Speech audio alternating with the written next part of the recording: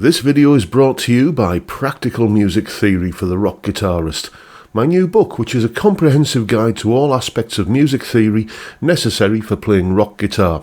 From blues to the cycle of fifths, from understanding and using modes to choosing the right notes for a melodic solo, from pentatonic scales to chord construction and keys.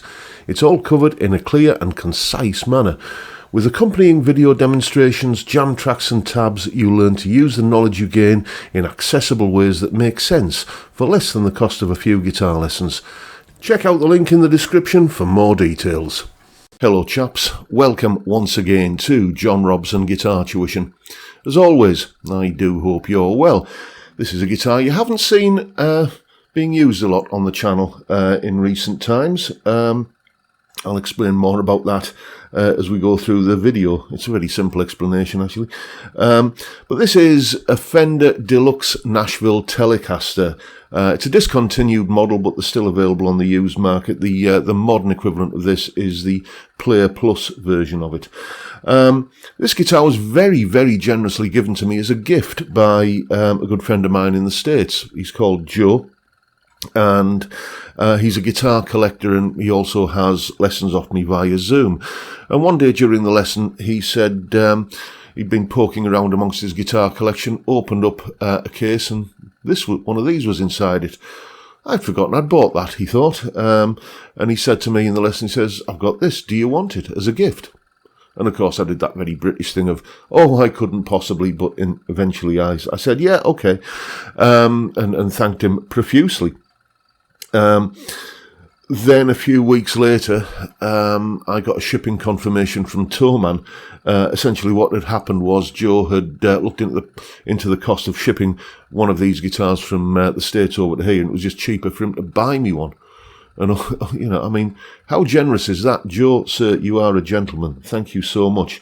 I treasure this guitar. The reason I haven't played it on the channel in recent times is because, as you probably know, there's a lot of guitars kind of coming through here, getting reviewed, getting sold, sometimes getting reviewed and getting kept. And there is that tendency always for the new toy in the box to be the favourite one. But I just thought I'd get this one down off the wall behind us and give it a little bit of a spin. When I got this guitar, I did do a review of it, but I didn't do it in the way that my reviews have now evolved into the sort of shape that they are. So essentially that's what today's video is going to be partially about. So let's get straight to it and hear what this guitar sounds like in a mix.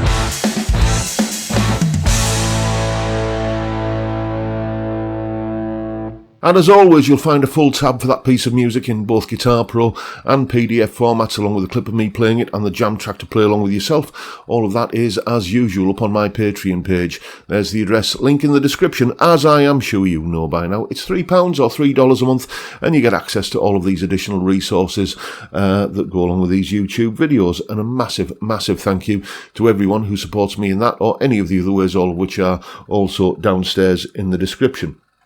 So, yeah, a little bit of a word or two about the settings I was using there. It was, as usual, the Blue Guitar Amp 1 Mercury Edition on the Vintage channel, which is sort of an old school Marshall Plexi kind of sound. The clean tones were, well, the clean rhythm guitar tones, let's just put that up again, were those same settings there with the guitar's volume control backed off. The clean lead tones were the clean channel on the amp, which gives a very nice kind of Fendery sort of clean tone. And at this point, this is usually where I talk about the new X-Horseman pedal for the higher gain sounds. It wasn't that.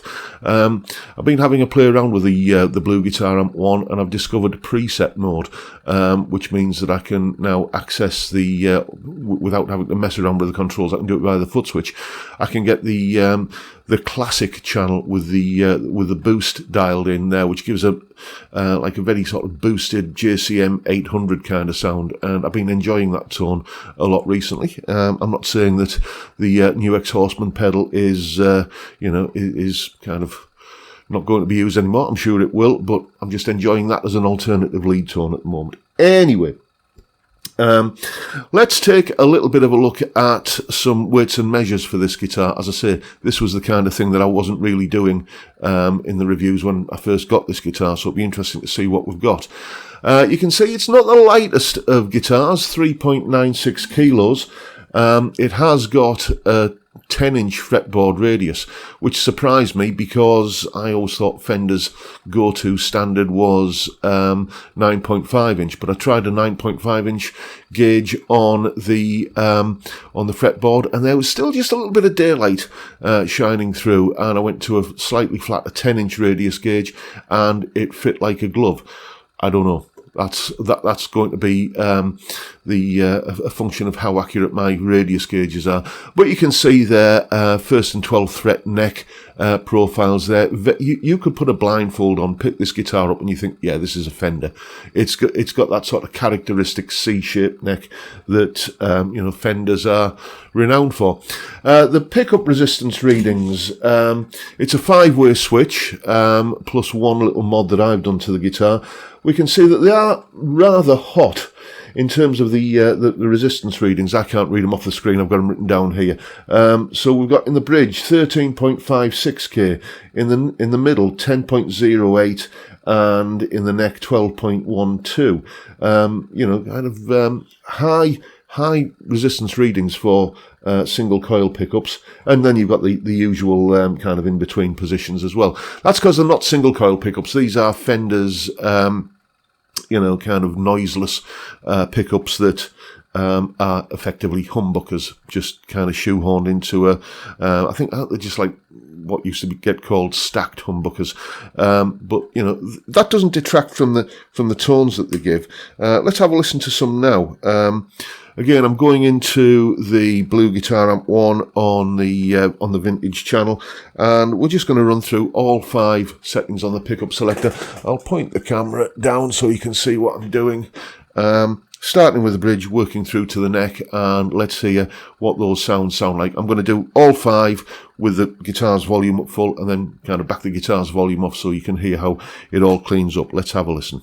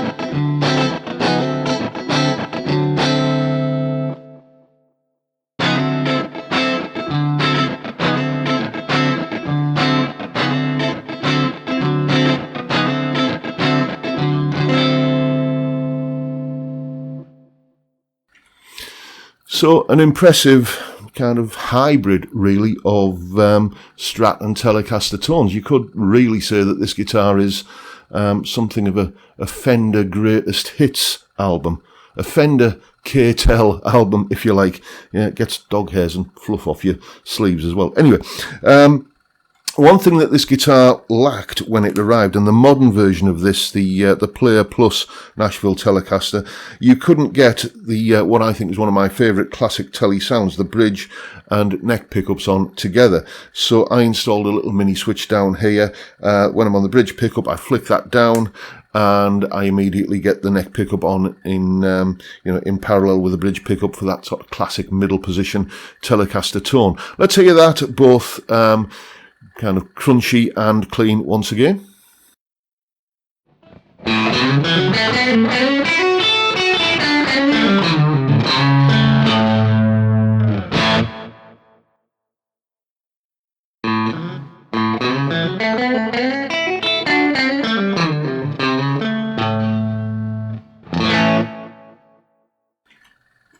So as I say, it'll do everything a Telecaster will do in terms of the usual expected Telecaster tones, and it'll also do, I think, probably better than a Strat versions of Stratocaster tones. One of the things that one of my main beefs about Stratocasters is that I find the bridge pickup is often a little bit too kind of thin and scratchy sounding when I use it. I hear other people getting absolutely gorgeous bridge pickup Strat tones, but it's just something that eludes me. But a Telecaster bridge pickup is a different beast, and especially a Telecaster bridge pickup which is kind of got a little bit more fatness because it is a noiseless pickup, as in a humbucker. That is, it just kind of sweetens the deal for me a little bit. I'm really enjoying playing this guitar at the moment.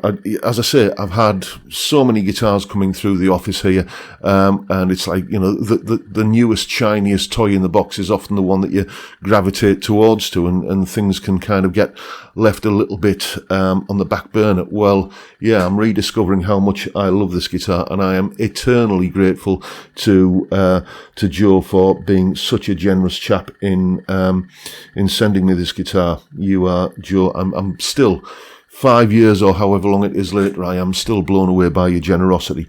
So if this has whetted your appetite to maybe think, yeah, a Fender greatest hits guitar, all the best bits of a Strat and a Telecaster, providing you're not into using a tremolo, all in one guitar. I fancy something like that. I wonder what's out there that's available. Well, here's some options. So if you are in the market for a guitar of this style here, then you have a few options depending upon what kind of money you're going to be happy spending. For example, if we head off over to eBay and looking at the used market, you probably do this on Reverb as well. 700 quid, 699, 775, 650. 845, good luck getting that kind of money for it. 650 and so on. So, these are the kind of prices these guitars fetch on the used market. If, on the other hand, you are looking for something brand new, box fresh, then there is the newer version of this guitar, which is the Fender Player Plus Nashville Telecaster, which you can see £919, pricey. The Squier do an equivalent sort of guitar. It's not Telecaster shaped, as you can see. It's got more of a Strat style body. It's, to the best of my recollection, though, this is just a slab body in a kind of Strat shape. It's not got the Strat contouring, and that's $345. But for me, the pick of the bunch, if you're looking for something of this nature, is this one by Aria.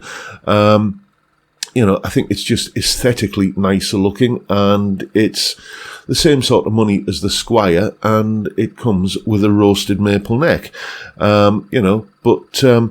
We could also take a look at this one if you're on a really tight budget, the Knoxville Select electric guitar by Gear for Music. Yeah, Knoxville is one of Gear for Music's, kind of in-house brands. And this one as well, when you kind of scroll down a bit, which I can't do here because it's just a screenshot, this one also has a roasted maple neck. Now, I know a lot of people are sceptical about guitars at sort of that price point or thereabouts, which claim to have roasted maple necks. Oh, it's just dyed to look that colour. Well, here's the thing. Let me digress for a second or two. My wife makes and sells her own jewellery on the local market, and a few years ago she bought some, they call them findings in the jewellery industry, chains and clasps and kind of things like that, just the kind of little bits and pieces that make up earrings and stuff like that. Anyway, she bought some of these bits and pieces from a reputable UK supplier, and basically the trading standards people bought some samples off. Just an anonymous buy. She didn't know it was the trading standards people. Came and bought some of the jewellery that she was selling using these parts she'd bought, as I say, from a UK reputable supplier. And they went and tested them, and they had something like 2 or 3% more than the permitted zinc content in them, or something like that. And yeah, she was very, very nearly in a lot of hot water, interviewed under caution and all kinds of stuff. So the point I'm making is that if a big company like Gear for Music are making, claims that something is made of a certain material and they're lying about it, they will easily get found out, and they would be in serious amounts of bother for doing so. So I'm going to take that at face value. I think that this Knoxville guitar does have the roasted maple neck. £129, you're getting a top loader bridge, but if you want to do a string through conversion, that's not the most difficult thing in the world to do. Just get yourself a drill press, and it'll be a great little modding platform, I should imagine, that guitar. So there you go. Those are your options. Yeah, I must admit I am getting a little bit of gas for that Aria one there. I think it looks absolutely gorgeous, but I don't really think I need one. I've got, this is a good-looking guitar in its own right, isn't it? But, we are guitarists, and we do like to, look at nice things, don't we? But there you go. Anyway, that's the video for today, folks. Hope you've enjoyed it and found it entertaining and informative in some small way. And maybe now you're going to go and treat yourself to something of this ilk. I mean, that Knoxville one from Gear for Music, it's a no-brainer, really. Great little modding platform if you want to get a foot on the ladder of this style of, as I say, greatest hits Fender guitar. But anyway, that's it for today, folks. Hope you've enjoyed what you've seen, and if that's the case, please hit the subscribe button and the notification bell if you haven't already done so. And why not drop me a like as well while you're at it.